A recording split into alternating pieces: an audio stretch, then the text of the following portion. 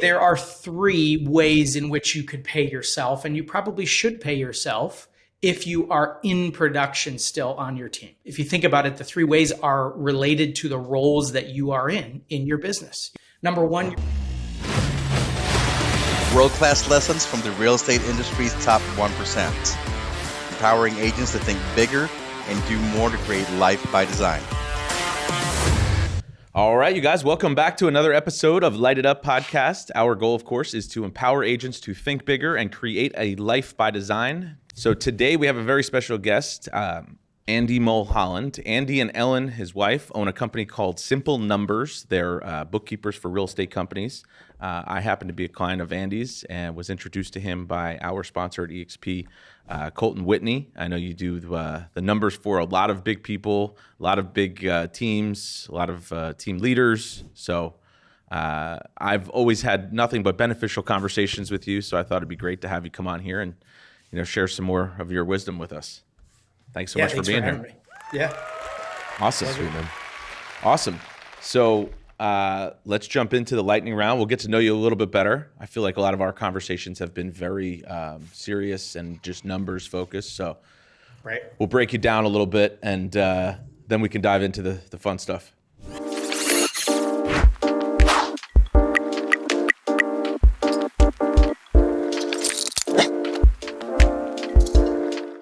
What's the best book you've ever read or movie you've ever watched? Business podcast. I'll talk about a business book I would say that I've read. I mean, I'm a Christian, and so outside of the Bible, that's my guidebook for life.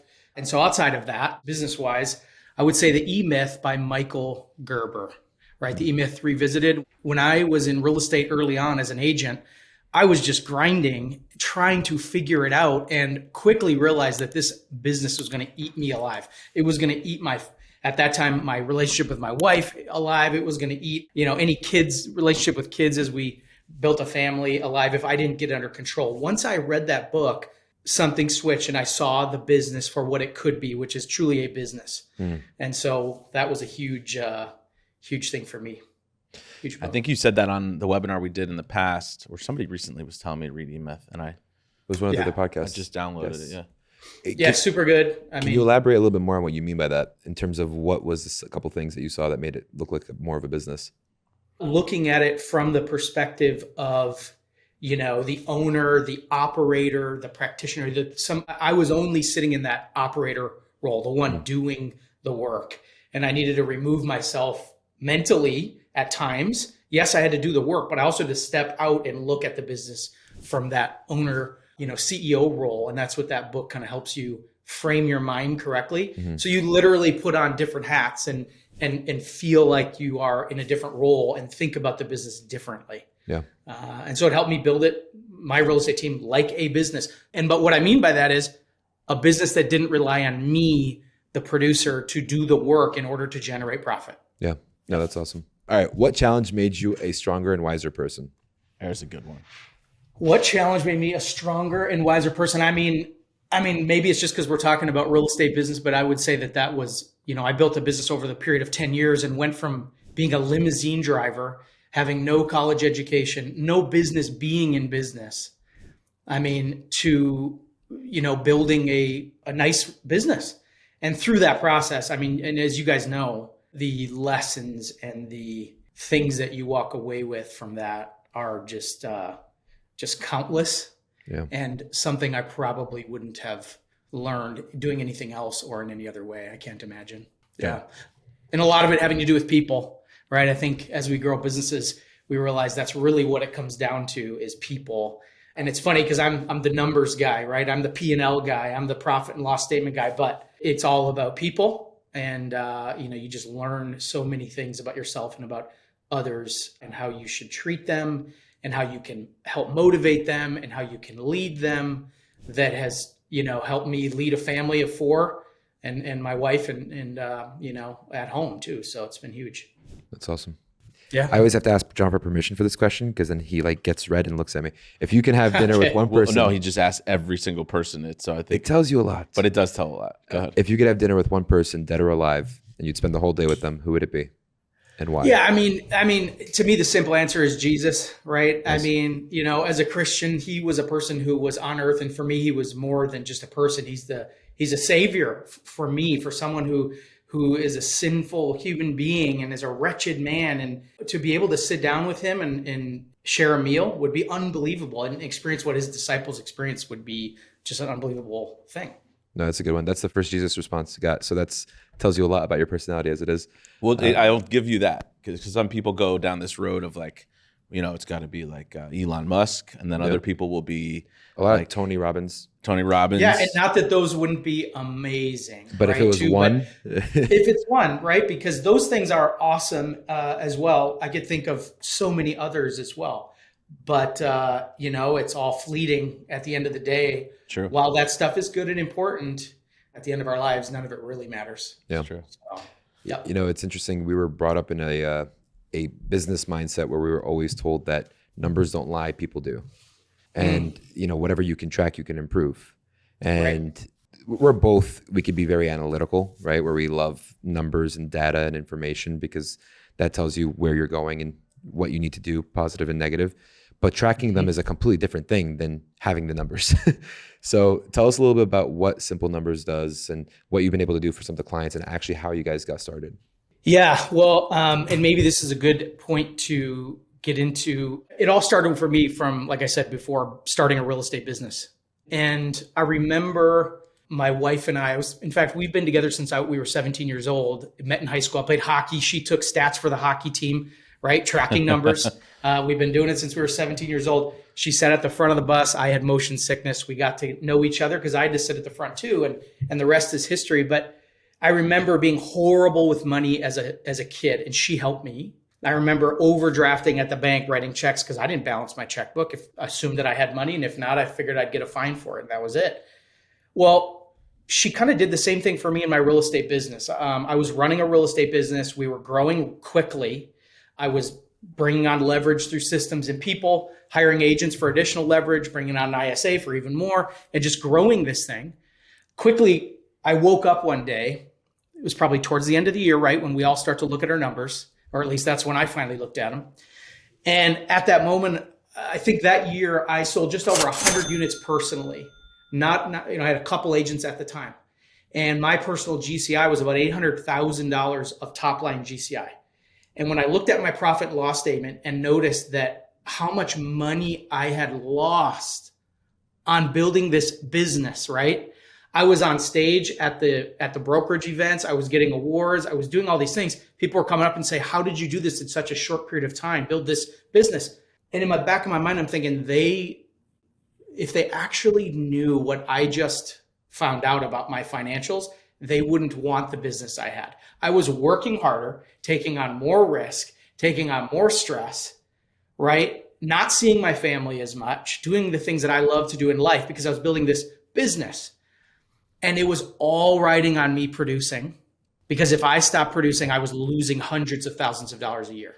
That's when I woke up, and Ellyn, my wife, came in and said, let's get this figured out. She's a nurse by trade. She worked at the Mayo Clinic for many, many years in a heart and lung transplant unit. But she came alongside me and said, let's get this thing figured out. And so we put together a system and then really together learned what the financials were saying about our business, right? And understanding what it meant to have an economic model, begin with the end in mind, as Jim Collins always talks about. What do we want this business to look like? And then what should our finances look like in order to, accomplish that goal? And then just track it regularly, right? It's not rocket science, but we have to know what we want it to look like. And then we got to do the work and look at it. It's no different than being in the gym, right? It's like, what do I want to accomplish with my physical fitness? And then am I doing the work little bits every day? You're not going to go in and do one giant workout and get it figured out. Little bits every day and track it. And there is nothing that will stop you from having the results that you want. So that's what got me into really being passionate about financials from somebody who had no business, because I was so horrible with money. Yeah. No business understanding it. That's good. It's the three pillars of any kind of business. You have to lead generation, lead conversion, and then back end like delivery.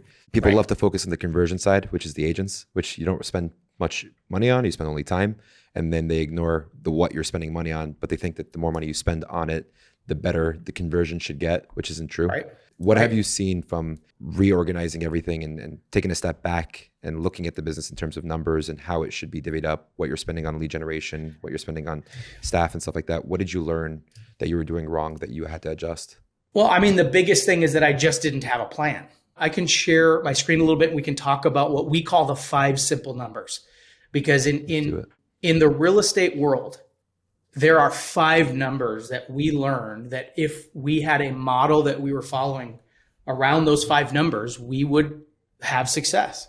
Essentially, there's 5 numbers you got to be aware of. And you have to have a plan in place to make sure you're hitting the numbers that you want, your margins in your business. And it all starts with profit. I mean, what do you want the business to profit?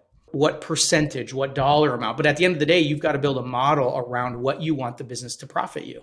Yep. And from what I've seen, there are only a handful of different models that are out there as far as real estate teams go or real estate businesses. There's the individual agent, right, who has a high profit margin because they have low expense and they keep 100% minus what they pay their broker of their commission dollars. They don't have to pay any agents, right? We call that the big shark. They're in the water. They are feeding themselves.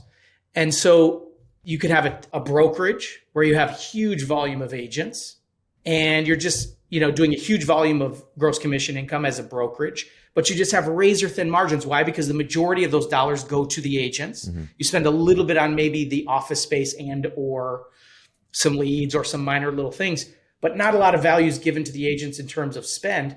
And then you have just a little bit of the profit left for you as the broker. And that's why so many brokerages are dying and kind of going away. That model of lots of agents and just razor thin margins is going away. There's just not enough meat on the bone. Yeah. There's not enough juice left after the squeeze, and so that's why those are going away. Then you have a team model and I call the true team model. It's like a school of fish versus that shark, right? The school of fish is, everybody's doing a job. We've dissected the whole process from lead generation to conversion with ISAs to agents for conversion in the appointment to staff that are going to take it from contract to close, right? We've dissected the entire sales process into specific roles and responsibilities. And then everybody gets a little piece of the pie.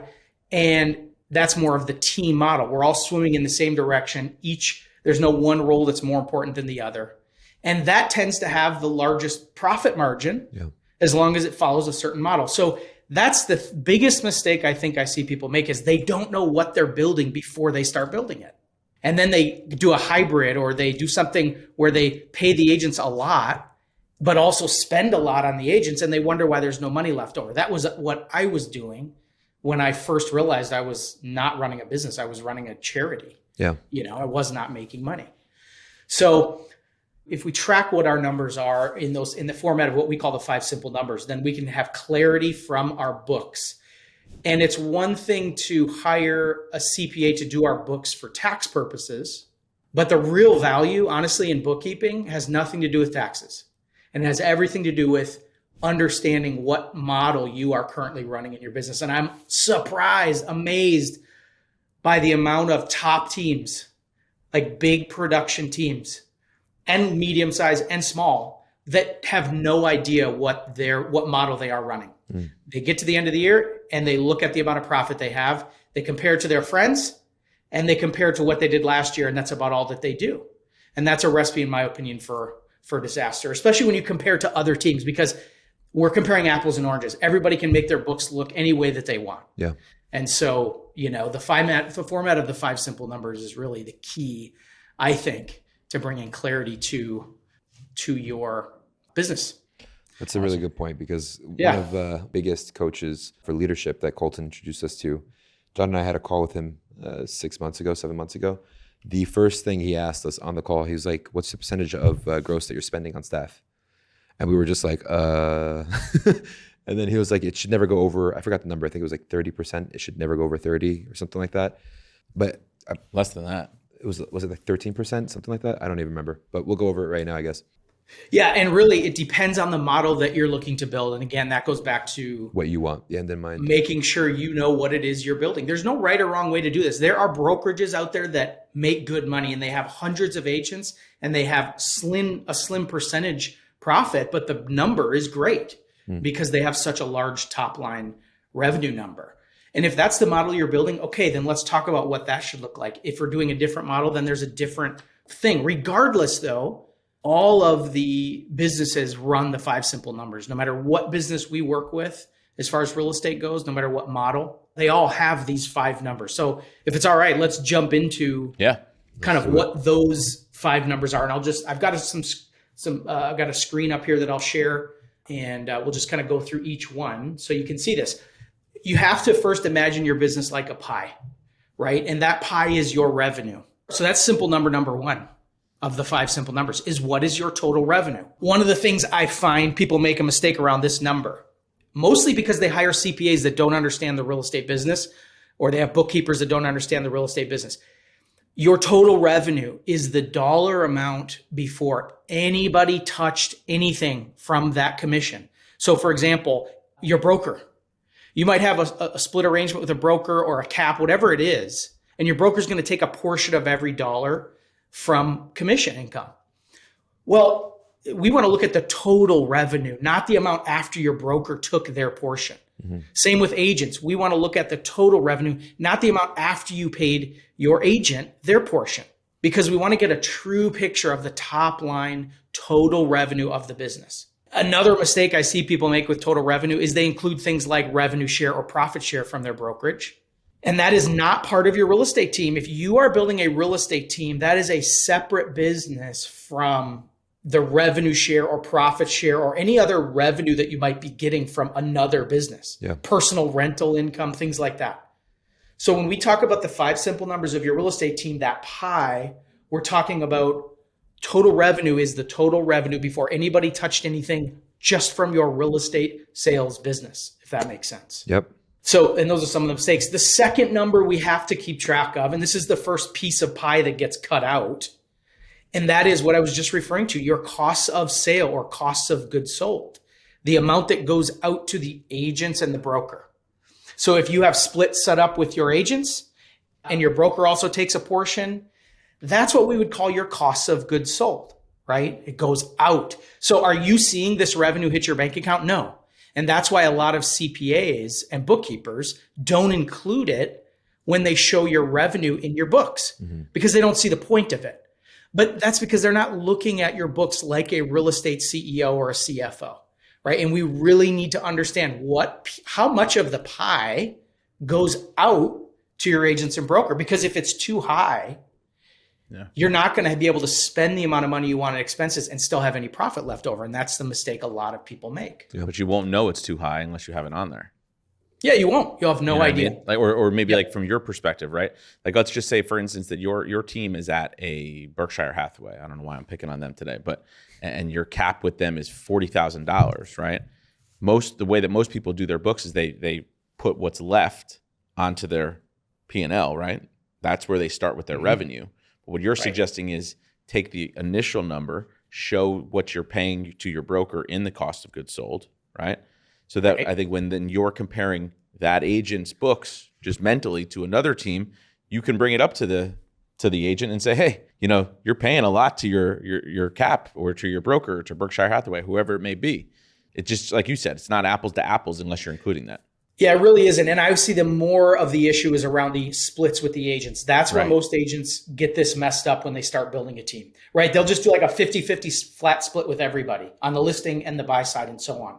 So when we set up your books, at least when you work with simple numbers, and if you don't work with us, you need to have your bookkeeper do this, but they need to put in the total revenue, the amount you brought in on the buy side of your business and the listing side of your business separately. And then we need to look at the cost of goods sold from the buy side and the listing side, because you really need to understand that the real profit driver in your business is the listing side of your business, because you should have different splits on that side than the buy side, because that side of the business is highly leveraged with systems and people, right? And you're paying for photography and you're paying for all these things, and you don't have to pay the same split to the agent that you do on the buy side in most cases. And so really, regardless of what model you run, and if you have different splits on the list side or buy side, you need to understand how much is going out of every dollar that comes in to do your sale. This would be no different than if you owned a restaurant and you were selling a plate of food for $10,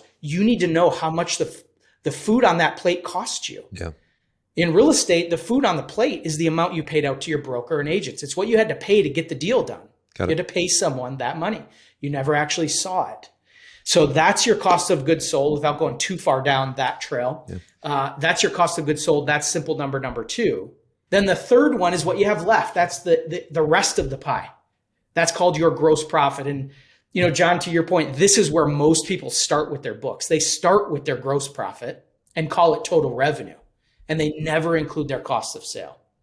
And then we just don't have clarity on how much of every dollar is going out the window, you know. Andy, just to clarify, so for a team, cost of sales is what you're paying the agents, what you're paying for leads that are generated, or just what you're paying? Not yet. No leads, just the people expenses around the sale. So essentially, the best way to explain cost of goods sold for a real estate team is if you owe someone money at closing as the team leader or the team owner, that's a cost of goods sold, right? You pre-agreed that at sale, you're going to get a portion of this money. Nice. So typically the majority, that's going to be your broker and agent costs.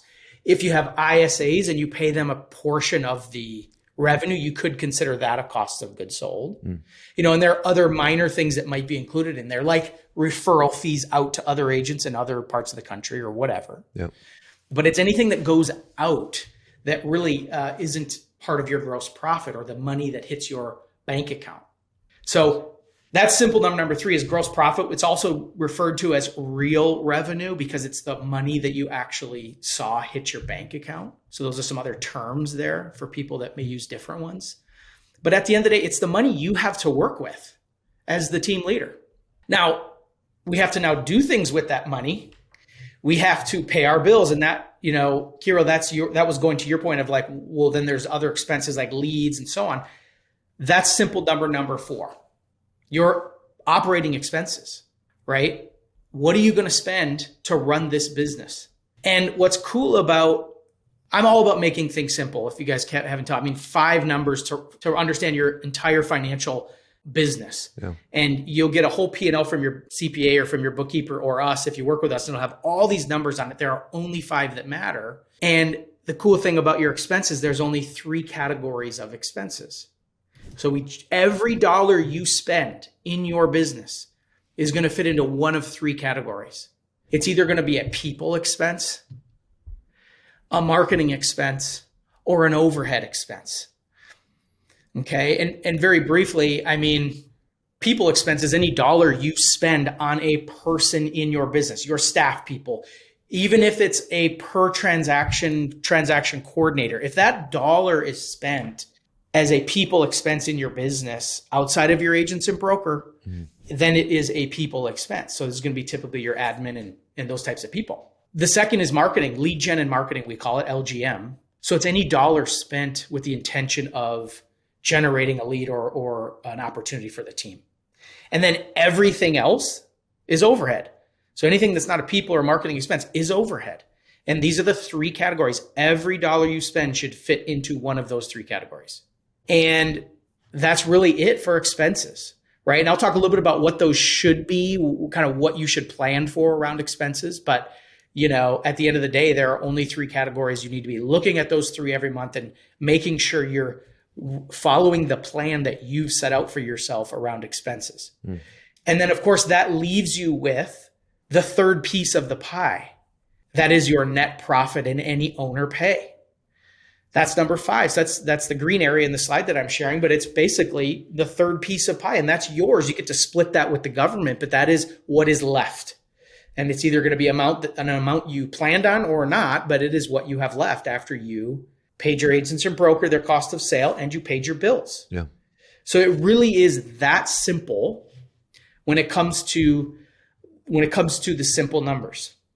I'm realizing it's such a definition issue that it gets misunderstood. And like I'm looking at the pie cost of sales. I'm like, oh, there's no way. Like, you know, if the people are that you're giving out splits to, so then you'd have to lower the splits to make it make sense across the board. Well, what's interesting though too is like, let's just talk about cost of sale for a second. So, for instance, you said, I think I'm reviewing my notes from when we first did the webinar. Cost of sale, if I'm reading this correctly, if I'm remembering correctly, should be about 33% if I'm out of production. Is that correct? Yes, that's the model that I ran, right? So I ran a perfect third model, right? We split the pie in three. So I had 33 to 35% cost of goods sold on average. We had, 30 to 35% expenses, or 33 on average expenses. I did 10% in each category, 10% people, 10% marketing, 10% overhead. And then I had 30 to 35% left in net profit and owner pay. And we did about $2 million in GCI. And so that was the model that we ran on a $2 million GCI team with me not selling a single home. That's awesome. Right. And so that is I'm not going to lie, that is a tough model to run, especially as the market tightens up, gets more competitive. But, I'm seeing people still run it. In fact, we have a client who is a $6 million top line GCI. And actually, she's a pretty high level agent at EXP, is running that model and better right now with a large team. And so it can be done. I see it probably more often than people would believe. But at the end of the day, guys, here's what I don't want to get missed. I don't care what model you run. Run a model that makes sense for you. Just make sure you plan it and you understand it and you track these 5 numbers around your model. Somebody might come to me and say, Andy, I want to run a 10% net profit model. I want 50% of my revenue to go to cost of goods sold. That's totally fine. But what that means is you've got 40% you can then left over to spend on expenses. The mistake you would make is if you spent 60% on expenses, right, or 50% on expenses, because you'd be breaking even or losing money, right? And that's, to the next kind of slide here, that's the issue I see is people, here's an example where it's 50% of every dollar in yellow there goes out to the cost of goods sold. They're still running 30 to 35% expenses. Well, there's no way they're going to have more than 20% net profit because it's a simple mathematical equation. Right. And so if they said, well, I'm trying to exit production and I'm trying to run, a 30% net profit business, I'd say, well, then that model doesn't work for you because it's a mathematical equation. Well, that's where you get into trouble if all of your agents are on 50-50 splits. It is, but it's a challenge. Leveraging with the listings, which makes a lot of sense. But that's why you're saying, like when we had our team together, we did the majority of the listing, 66% versus 33. We were running on a 30%. Or if an agent on the team got a listing, they would end up getting 37.5%. There you go. And as long as you leverage them, that's where the money is made. That's the profit driver in real estate. A real estate team, in my opinion, is the listing side of the business. Because again, the average agent spends 16 hours per buyer, but they spend 2 hours per listing. And so they shouldn't get paid the same amount on the listing side. Your ability to leverage them on that listing side and retain more profit on that listing side is so much greater. But again, if we're not tracking the cost of sale, we have no idea. Yeah. No one's paying attention, and we can't work on it and make it better. Yeah. So one of the big mistakes I see is when, and this slide kind of says it, is when they do both. When they have a cost of goods sold that's high and the expenses are too high, there's no money left, especially when they are still heavy in production. I just did a video on our blog about a team that we work with. We just started working with them. They weren't doing any books previous to working with us. So it was a total, it's just totally blind to what was going on. They were newer to starting a team. And, they had a pretty good top line revenue, but they lost $50,000. It was 95. They lost $95,000 on their team because of the amount of production she was doing versus the amount they made. They lost $95,000. She would have been better off just being an individual agent. So we got to make sure that we've got an economic model, the 5 numbers, the pie, that produces the profit we want with us if we were to step out of production before we get started building this team. And otherwise we're going to hit a dead end and have to kind of blow the whole thing up and start over. And that's always very painful. Yeah. Talk to us about the 2 different ways to look at it. I thought it was really interesting when you were talking about how you could pay yourself a salary, right? And then you're included in your salary section, right, of the expenses, right? Or a CEO or an operator. You could pay yourself at the bottom, right, in the net profit. I always found it really interesting to sort of keep it into the expenses because, hey, if I pay myself $100,000 a year, right, to run the team, I could very easily 5 years from now go out and hire somebody for $100,000, and I'm not going to see a difference in my net profit. So maybe just talk to us about the 2 different ways to look at that. Yeah, and really there are three ways in which you could pay yourself, and you probably should pay yourself if you are in production still on your team. And those three ways are really if you think about it, the three ways are related to the roles that you are in your business. You're in three roles you're the team leader in production. Number one, you're the owner of the business. Mm-hmm. The owners get paid via profit. Okay.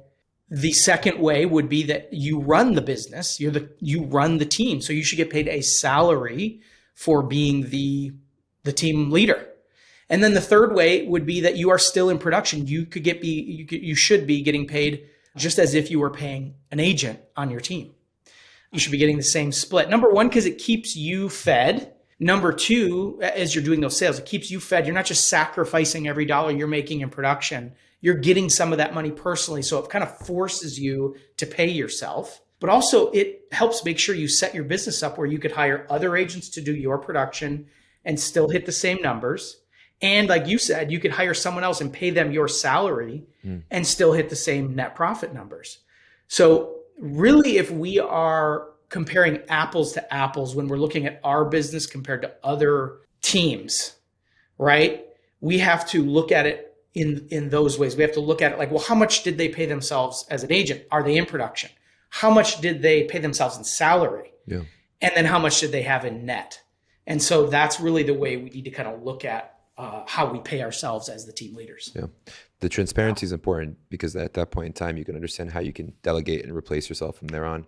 Tell me about if this, because I'm looking at the pie, I'm looking at it as if it's an odometer. And a lot of the teams that you work with are in growth mode where they're growing exponentially.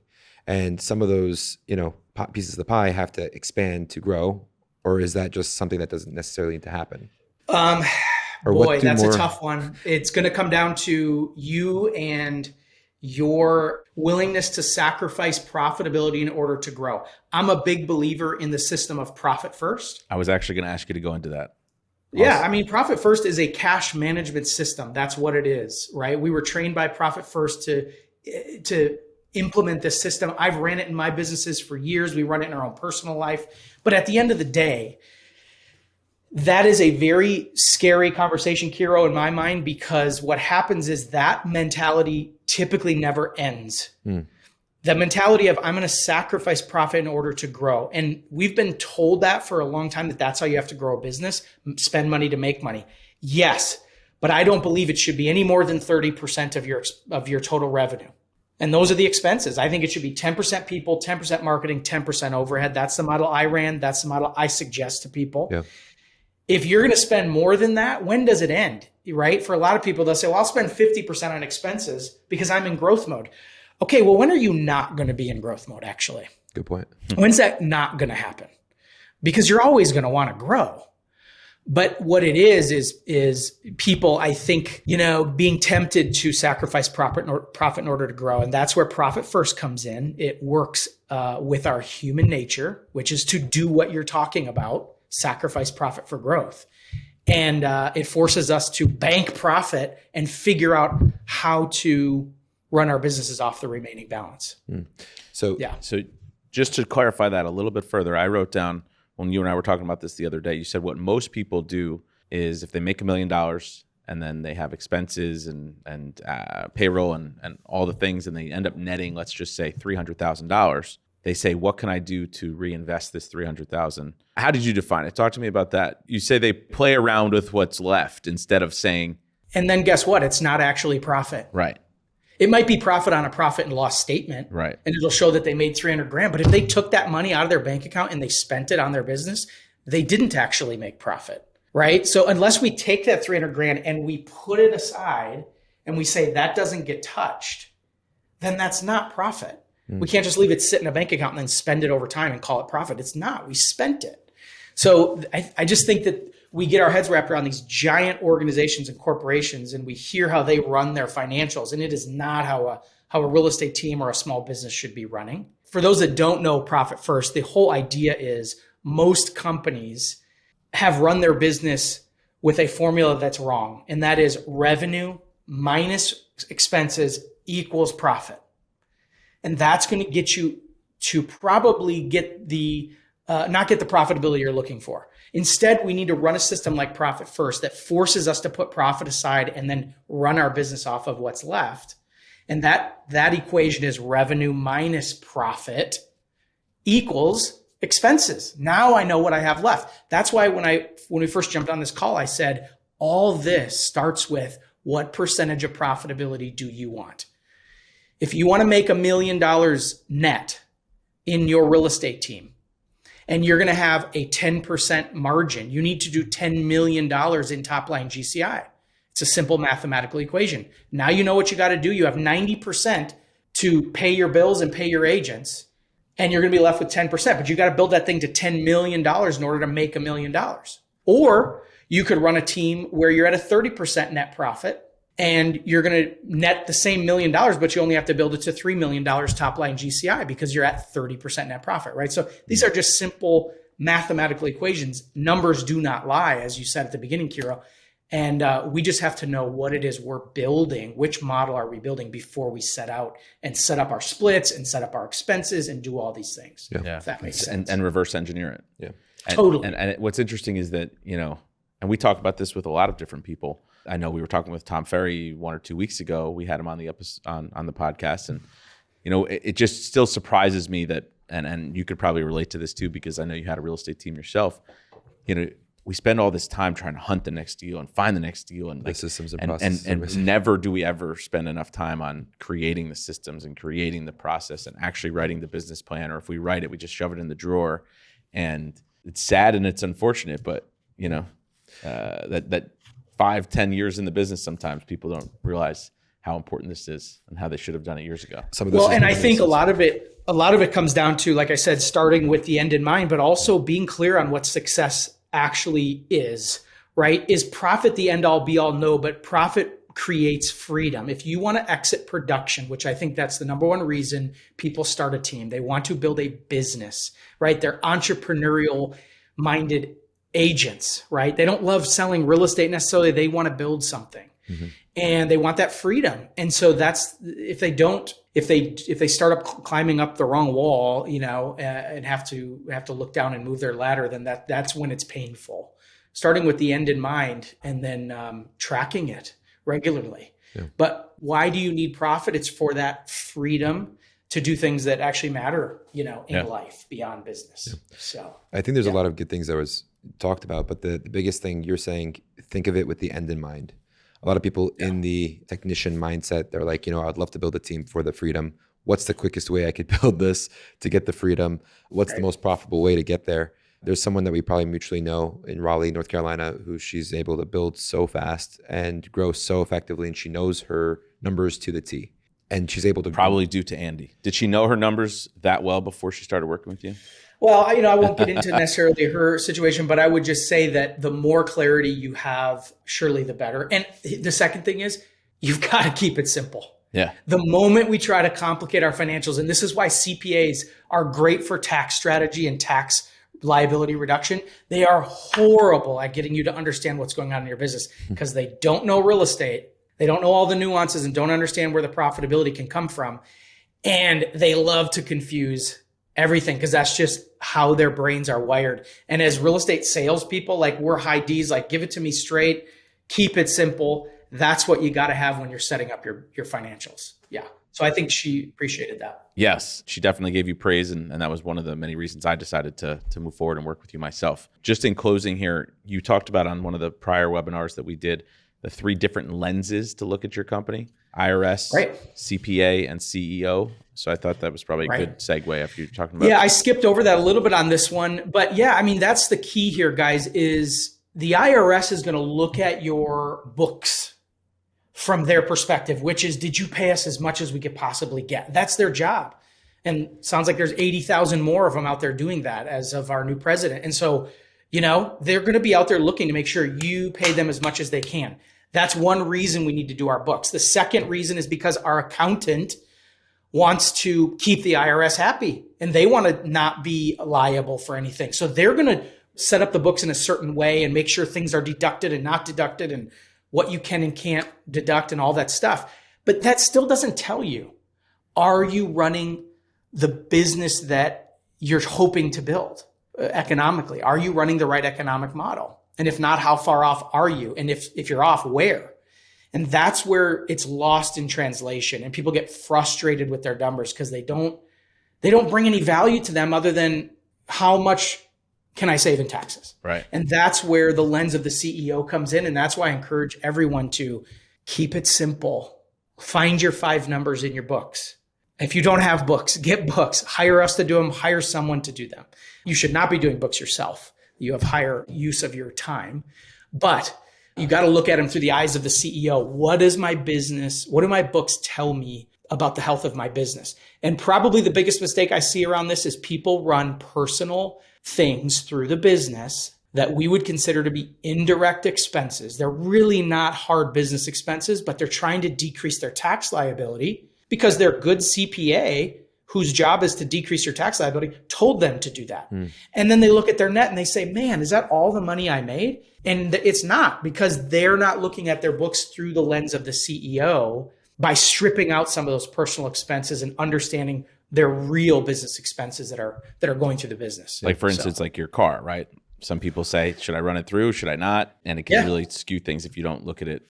Yeah, car travel's a big one. I see people traveling, and I used to do this all the time too. I'd go on a vacation and maybe do a real estate event and then add a bunch of days for vacation. Well, those extra 10 days, was it really for business? Yeah. Sure. My P&L is going to show 10 grand less in net profit. But in fact, I actually did profit that 10 grand. I just chose to spend it and run it through the business. That's profit, guys. Yeah. And so we need to consider that profit when we're looking at the health of the business, if that makes sense. I wholeheartedly believe the biggest mistake business owners, realtors, entrepreneurs do is try to manage these numbers themselves instead of hiring a professional to do it for them. Because if you're wearing multiple hats, the last thing you care about is tracking some numbers. Yeah. And although they carry so much importance. To work with you, what's the best way someone can reach out to you? What's the best way for them to get in touch with you? Well, I've got 2 things for people. One is if they want a simple budgeting tool. I put this together for people. It's called the 5-minute budget. I used it in my own business.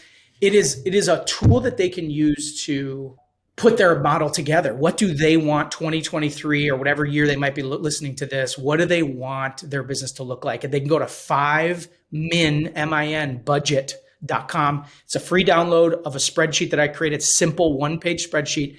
And there's a 20-minute video of me explaining how to fill it in step by step. They will walk away from that with their numbers intact so they know what their year is going to look like before it starts, ideally. And then the second thing would be online at simple-numbers.com. If they want a quote from us, the great thing about the reason so many teams are joining us is because we charge about the same as they would pay any old bookkeeper or CPA. In fact, a lot of times less than a CPA, significantly less than a CPA. But they get the value of having someone who understands the business and can meet with them regularly to go through their numbers. And so that's where they can go to get a quote or to set up a time to talk with me about their financials. Simple-numbers.com. There's also a lot of good videos there too that they can consume. Awesome. So, Sweet, man. Yep. Awesome, man. Well, thank you again for spending some time with us today. I think people will definitely find it helpful. It's the most notes I've ever taken on a podcast. No joke. Yeah. That's awesome.